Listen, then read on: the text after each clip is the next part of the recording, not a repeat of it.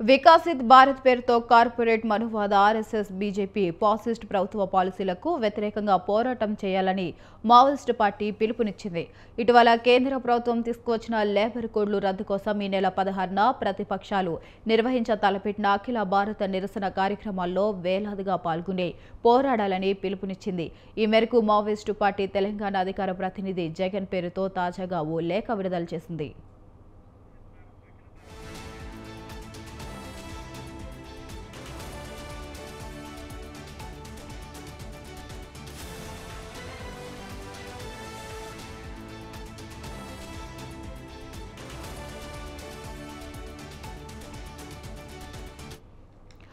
బీహార్ ఎన్నికల అనంతరం శ్రమనీతి 2025 పేరుతో కేంద్రం 4 కార్మిక కోడ్లను అమలులోకి తీసుకువచ్చిందని, ఇవి రాజ్యాంగంలోని 14, 16, 23 ఆర్టికల్స్ను ఉల్లంఘించడమేనని ఈ లేఖలో పేర్కొన్నారు.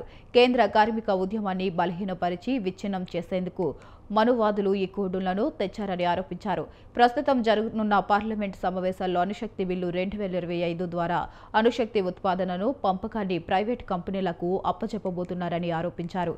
ఆదివాసీ, దళిత, వెనుకబడిన వర్గాల అగ్రకులాల్లోని పేద విద్యార్థులకు ఉన్నత విద్యను అందకుండా చేసేందుకు యూజీసీ, ఏఐసీటీఈ, ఎన్సీఆర్టీలను రద్దు చేసి విద్యా కమిషన్ను ఏర్పాటు చేయబోతున్నారని మండిపడ్డారు. ఎలక్ట్రిసిటీ బిల్లు ద్వారా విద్యుత్తును పూర్తిగా ప్రైవేట్ పరం చేయడం, బ్యాంకులకు విలీనం చేసి వాటిని కార్పొరేట్ కంపెనీలకు దారదత్తం చేయబోతున్నారని లేఖలో పేర్కొన్నారు.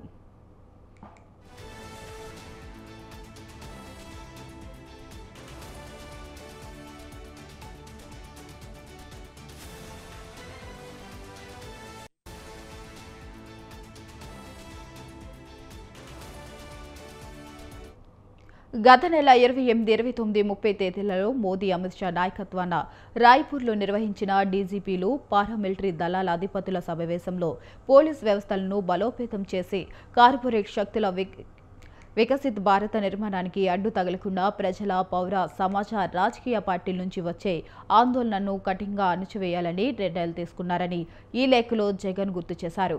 ఈ పరిణామాలపై ఆయన ఆందోళన వ్యక్తం చేస్తూ ఇది ప్రజల రాజ్యాంగ హక్కులను కాలరాసే చర్యగా అభివర్ణించారు. మోడీ ప్రభుత్వ హయాంలో ప్రైవేట్, కార్పొరేట్ సంస్థల సంపద పెరుగుతుంటే ప్రభుత్వ అప్పులు పెరుగుతున్నాయని ఆరోపించారు.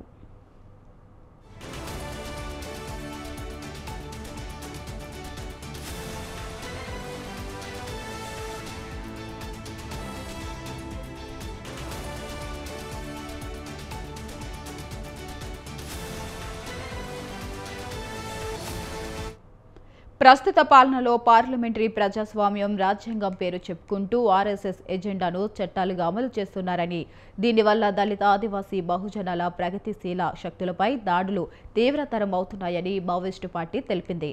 ఇటీవల వెలువడిన బీహార్ ఎన్నికల ఫలితాలు కేవలం ఒక ఫార్స్ అని నిరూపించాయని, ఎలక్షన్ కమిషన్, కోర్టులు, సీబీఐ, ఎన్ఐ వంటివి కొన్ని సంస్థలు బీజేపీ నియంత్రణలోకి వెళ్లిపోయాయని విమర్శించారు. త్వరలోనే 130వ రాజ్యాంగ సవరణ ద్వారా ప్రతిపక్షాల ముఖ్యమంత్రులు, మంత్రులను తొలగించే ఈ కార్యక్రమం కూడా చేయవచ్చని పేర్కొన్నారు. బీహార్లో ఎస్ఐఆర్ ద్వారా ఎన్డీఏ ఎన్నికల్లో గెలుపొందిన ఆరోపించారు. దేశ ఆర్థిక వ్యవస్థ పెట్టుబడి మార్కెట్ శక్తుల చేతుల్లో బందీ అయిందని, విదేశీ ఇన్వెస్టర్లు షేర్ మార్కెట్లోని తమ పెట్టుబడులను విదేశాలకు తరలించుకుపోవడం, ట్రంప్ మన ఎగుమతుల మీద భారీగా సుంకాలు విధించడం వల్ల రూపాయి విలువ మరింత పతనమైందని పేర్కొన్నారు. దీనివల్ల ఇంధనం, వంట నూనె, ఎల్పీజీ ధరలు పెరిగి పేద, మధ్యతరగతి వర్గం మీద భరించలేని భారం పడుతుందని లేఖలో తెలిపారు.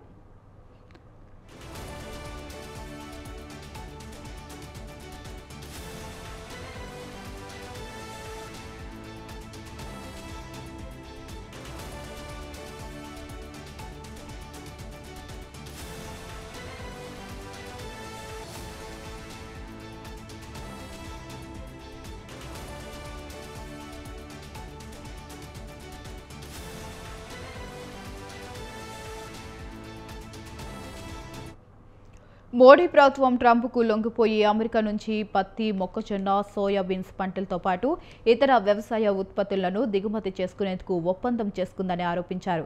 దీనివల్ల తెలంగాణ పత్తి రైతాంగం తీవ్రమైన సమస్యలు ఎదుర్కొంటారని ఆరోపించారు. ప్రభుత్వం ప్రకటించిన ధరల ప్రకారం కూడా పత్తి కొనుగోళ్లు సీసీఐ చేపట్టడం లేదని ధ్వజమెత్తారు.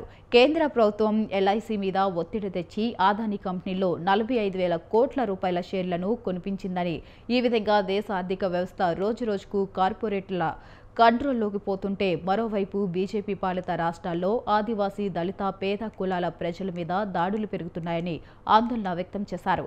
కుల వ్యవస్థ భారతదేశంలో ప్రగతిశీల పాత్ర పోషించిందని మధ్యప్రదేశ్ బీజేపీ ప్రభుత్వం హైకోర్టు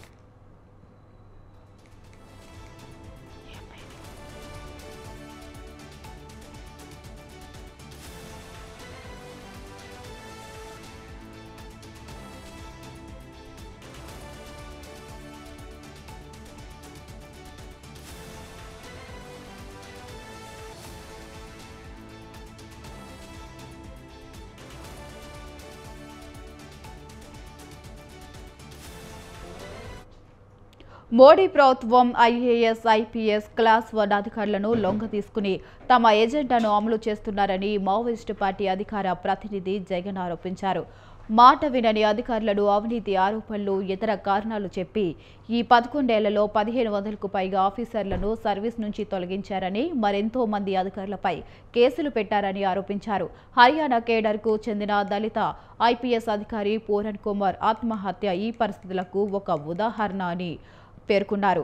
ఇంతటి ప్రమాదకర పరిస్థితులు ఉన్న కారణంగా కార్మికులు, రైతాంగం, విద్యార్థులు, మేధావులు, మహిళలు, దళితులు, ఆదివాసీలు, మైనార్టీలు, రచయితలు, కళాకారులు, జర్నలిస్టులు, సంఘాలు, అన్ని పార్టీలు ఈ ఆధునిక మనువాదాలను వ్యతిరేకంగా ఉద్యమించాలని పిలుపునిచ్చారు.